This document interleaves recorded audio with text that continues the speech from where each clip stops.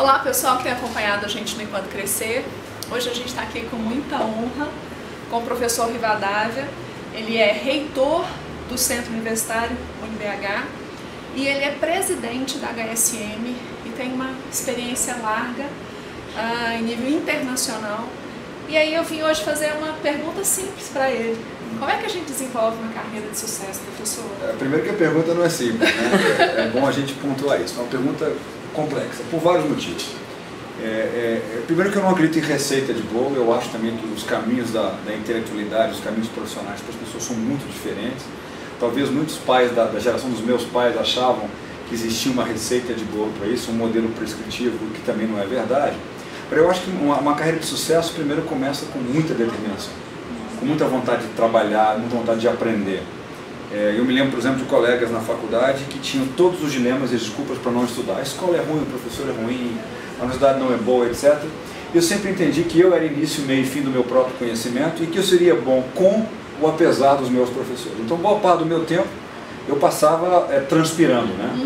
Eu acho que uma segunda questão é você entender que o objetivo da vida não é ganhar dinheiro.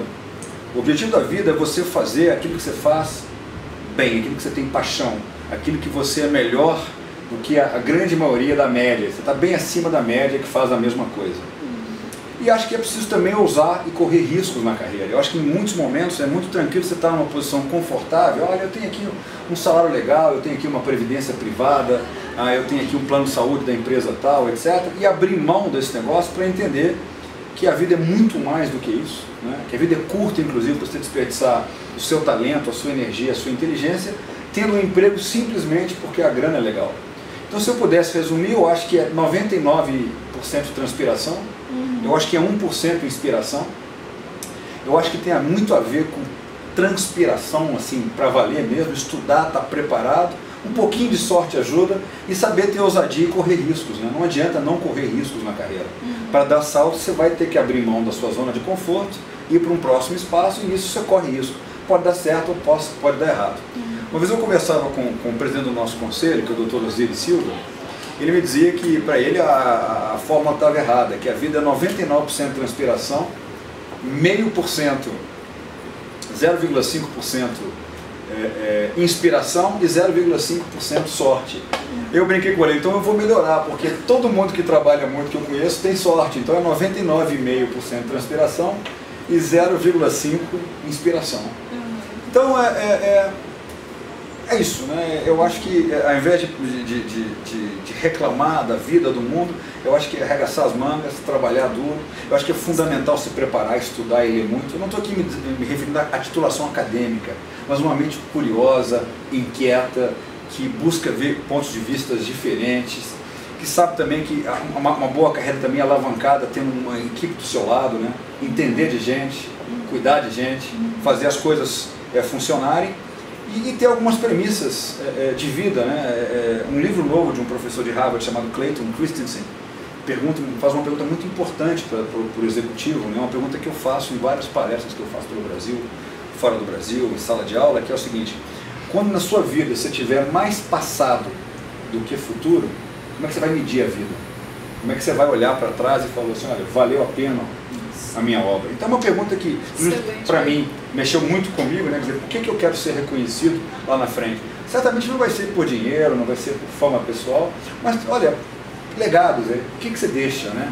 Quantas pessoas você influenciou, você ajudou a crescer, quantos negócios interessantes e bons para você, para o planeta. Tem a ver com a sua carreira, né? Tem a ver com a carreira. Então, para mim, não tem uma fórmula de sucesso. Olha, estudar no melhor colégio e passar no vestibular mais difícil do Brasil é garantia de sucesso? Não, mas é um bom caminho.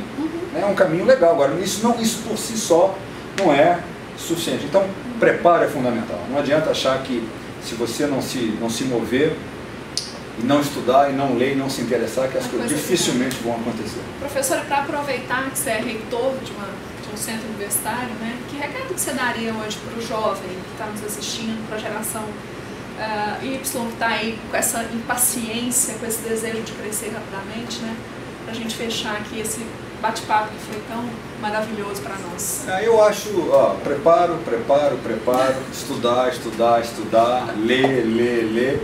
e entender que um bom relacionamento, boas alianças, boas articulações na carreira são fundamentais. Quando eu falo que essa segunda questão de articular, de fazer alianças, não é se vender, não é deixar os seus valores, a sua formação de lado, mas saber estabelecer parcerias e vínculos para que você possa crescer, né? Tem uma frase do Newton que eu gosto muito, né? Se vir mais longe foi porque estava em pé sobre os ombros de gigantes, né? Você ter contato ao longo da sua carreira com gente que é muito melhor que você e reconhecer que há pessoas que fazem coisas extraordinárias que você não faz é fundamental.